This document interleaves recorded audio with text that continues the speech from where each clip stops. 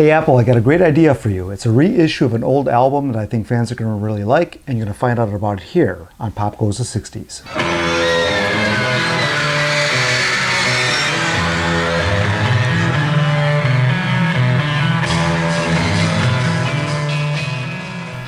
In this segment of Albums That Never Were, I'm going to do something a little different today, and that is re-envision the American album Yesterday and Today. Now, why would I do this? Well, before I tell you why, I've already done a video on the history of this album and the cover of how it went from this cover to this one.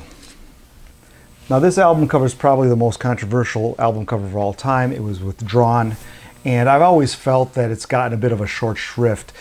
Given the importance and the value of the original albums with the Butcher cover on it, it seems to me that we are due for a legitimate release of a Butcher cover album. Now, I've always felt that this album needed to be revisited and re-looked at, and we almost got there once. Capitol or Apple released the American albums on CD and gave us this cute little guy right here with this little sticker paste over, which was really very nice.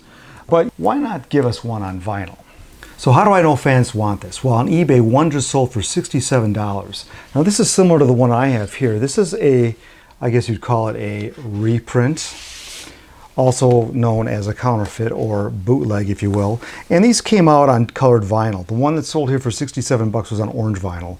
Maybe that's more in demand, I have no idea. I would have preferred just a black version, but I got the green vinyl. And I got this about, oh God, nearly 10 years ago. So these have been selling briskly on eBay for a good 15 years, maybe more.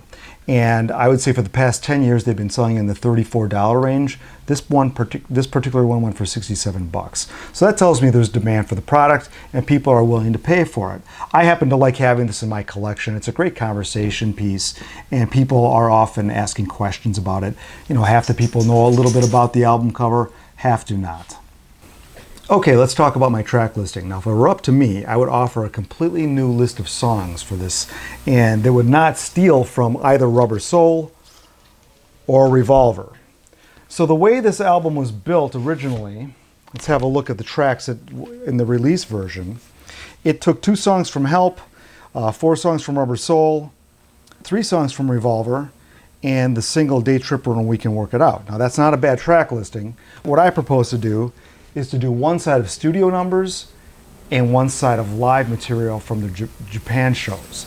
That gets around borrowing so much from these 2 albums and offers something new. So let's look at the studio tracks first. So on side 1, we're going to start with the hit song Yesterday, of course, followed by another single, Day Tripper and We Can Work It Out, both sides of that single. The 4th song I'm going to use an unreleased song from Rubber Soul Sessions called 12 Bar Original. And we'll finish off that side with another single, Paperback Writer and Rain, that was released right around the time of this album.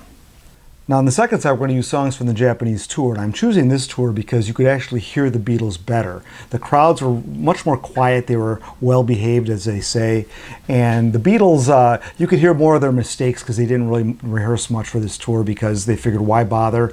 Nobody can hear us. Well, you could hear them in Japan, and despite that, they still turned in a couple pretty decent numbers, and I really enjoy the banter that they have in between the songs. Yeah, this song was a single over here. Maybe. And the song's called Day Tripper. And we'd like to do a song now, which is off one of our LPs. And this is a song which is sung by our guitarist George. It's called If I Needed Someone.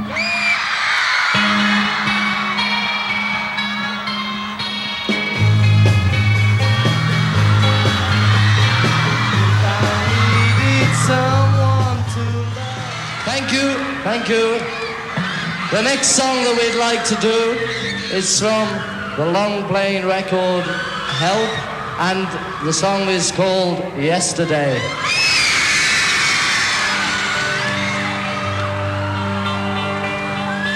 Yesterday.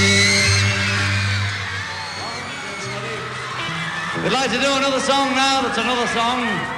It's another song entirely. Away we go. And this song is a song of singing, and it's well known by that old title of Nowhere Man. 1, 2, 3, 4. He's a real nowhere man, sitting in his nowhere land. Thank you very much. Thank you.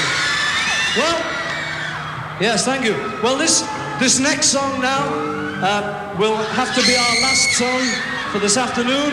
And so, before we go, we'd like to say to everybody, thank you for coming. Thank you very much, and we hope... We're going to start with Day Tripper. Now this version is a really fuzzed out song that sounds like the amps are really overloaded, and I really like this version. From there we're going to go to She's a Woman, followed by If I Needed Someone. There's an electric version of Yesterday, which is really good, and that reminds me when supposedly George Martin said, well, Paul, this really isn't a Beatles song. And I think it sounds fine as an electric version. I think they should have really recorded a version of that too, much like you had Revolution 1 and Revolution. So rounding outside 2, we have Nowhere Man, and we end with the closer, I'm Down. So I am going to do a podcast version of this album that you can hear the whole thing from start to finish, and I'll leave that link below, and you can check that out after the video. Now the artwork. So what I did was let's go to this one here. So what I did was I'm using the Butcher cover as the cover, of course, why wouldn't you?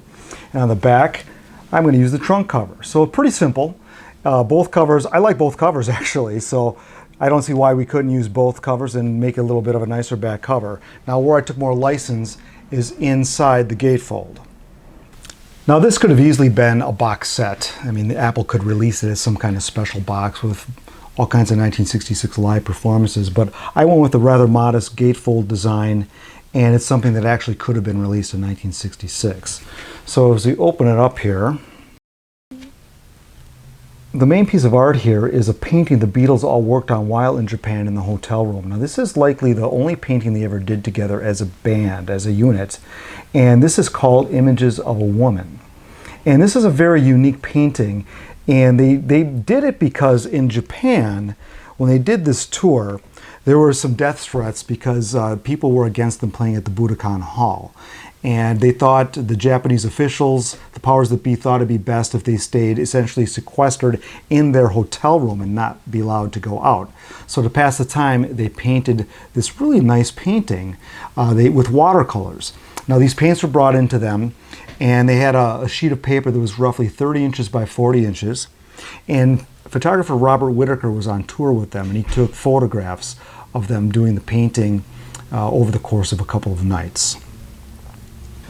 So this painting was done, the Beatles each worked on a quarter of the paper, and in the middle of the paper, the lamp was set. So when they removed the lamp, you had this white circle, and that's where they all signed their autographs, which is pretty cool. So here's a quote from Robert Whittaker. He said that I never saw them calmer, more contented than at this time. They'd stop, go do a concert, and then it was let's get back to the picture. So the name of this was called Images of a Woman, and I'm not quite sure why, because I don't see any images of a woman in here, but it's an abstract piece, and I assume it was titled by the Beatles, but I'm not even sure where that title came from. So the painting was given to the chairman of the Japanese fan club, whose name was Tetsuburo Shimoyama. And when he died, apparently it got put under a bed for like 20 years. So eventually it was sold for like $150,000, which seems kind of cheap for a Beatle, work of art. But it's in the hands of a collector now. So the rest of the photos that I used for the inside of this gatefold are just photos, not only of them painting this work of art, but just some live photos from the tour, some television appearances. We have some outtakes from the Robert Whittaker photograph of the Butcher cover, and of course we have the four Beatles in a little white space here to draw attention to the four guys that we know and love. Now, since bootlegs have been selling very briskly on this item, it would seem like a no-brainer for Apple to actually give this a legitimate release. I have my doubts. To me, it's an easy home run. I think a lot of people would buy it. It's a fun release. It doesn't take too much. I don't think that you need to put a lot of thought into it, and certainly it would sell, because what by the Beatles doesn't sell. I'm going to leave a link below. I'm going to, like I said earlier, I'm going to do a little podcast so you can listen to this whole thing all the way through. So I hope you enjoyed this version of Yesterday and Today. Why don't you leave your ideas of how you would reimagine this album in the comments below, and we'll be back with another video here on Pop Goes the 60s.